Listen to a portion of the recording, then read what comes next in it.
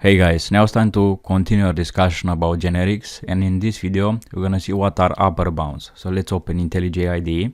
Alright, so let's see how you can use an upper bound. You can use an upper bound by making our T to extend from a certain class. So I'm gonna type here extends player.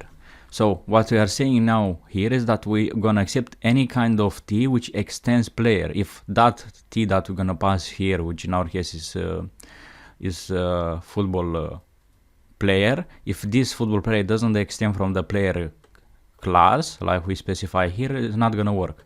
So if I go here and I delete this part, now if I go up here I have an underline and it says type parameter is not within its bound, should extend player. So you need to extend from the player class. Let's go down here, let's put extends player.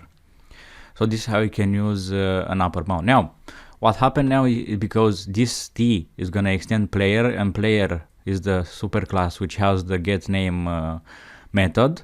Now we can delete the casting because now it knows that this T that is gonna be passed here, this T, so this T that is gonna be passed here is gonna extend from the player class, and implicitly it's gonna have the method getName. So we don't need to cast here anymore. So I can delete this casting now and everything will work fine, as you can see here. So let's delete the casting and now everything works fine. Let's delete here. So if you run this,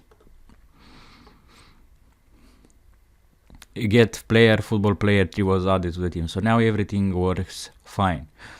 So I'm gonna end this video here and see you in the next video.